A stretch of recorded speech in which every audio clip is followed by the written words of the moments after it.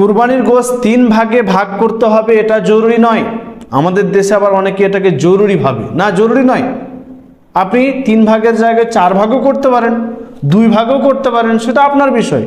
আল্লাহ রসুল সাল্লাল্লাহু আলাইহি ওয়াসাল্লাম তিনি এ সম্পর্কে বলেছেন, ফাকুলু ওয়াদ্দাখিরু ওয়া তাসাদ্দাকু, তোমরা নিজে খাও এবং ইদ্দিখার করে অর্থাৎ জমা করে রাখো, আর ওয়া তাসাদ্দাকু সাদকা করো, যারা কুরবানি দিতে পারেননি তাদেরকে তুমি দাও।